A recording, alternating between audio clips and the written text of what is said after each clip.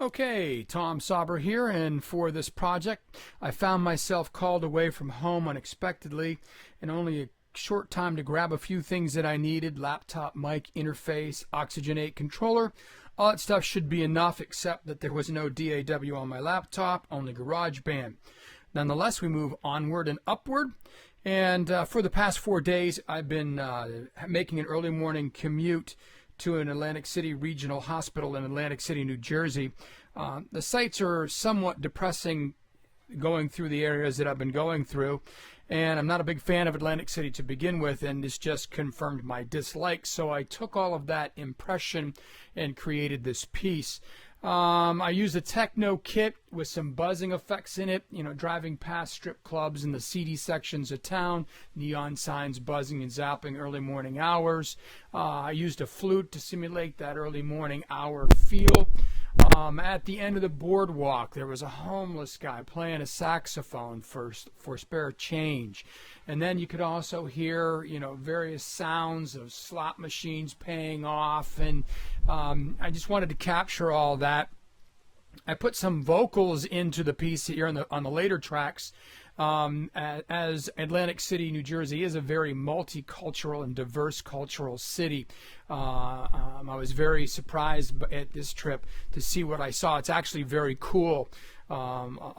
Just a great diversity of people. So I incorporated some of that in there, and to add doom and gloom, I used some special effects, deepened my voice, and read the opening stanza of The Fall of the House of Usher in here as well from Edgar Allan Poe. So I put all that into this, and here is the piece. At the end, I'll come back on and talk and show you some of the editing things I did. I have actually left some editing unfinished so that I can show you how I did it. So here's the piece. I hope you like it.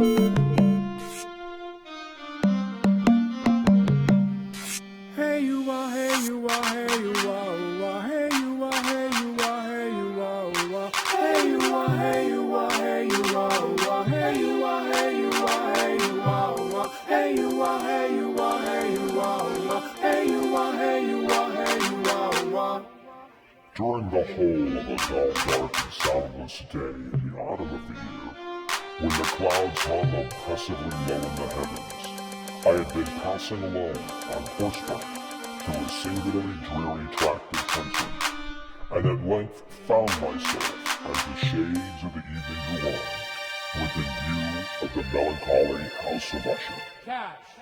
I know not how it was, but with the first glimpse of the building, a sense of insufferable gloom pervaded my spirit.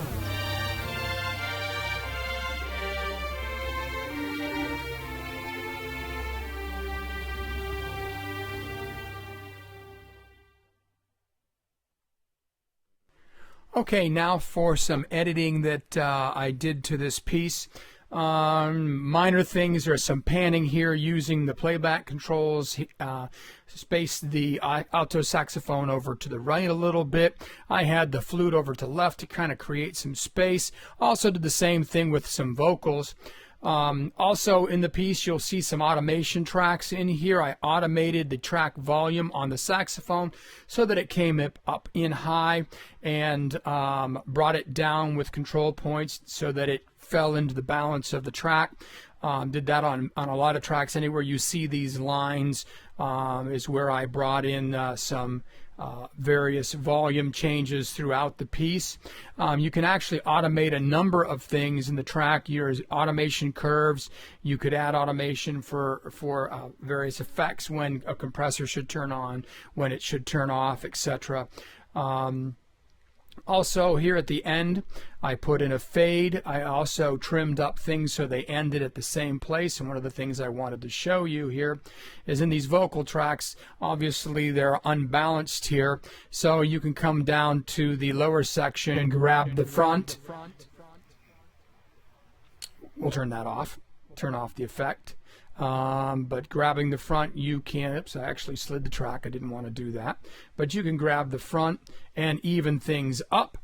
You can also create your fade point by coming to the end and deciding where you want to put your fade.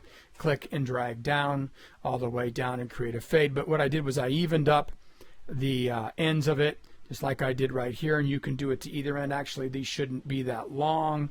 You don't want to have dead audio, and so you could shorten those up just like that.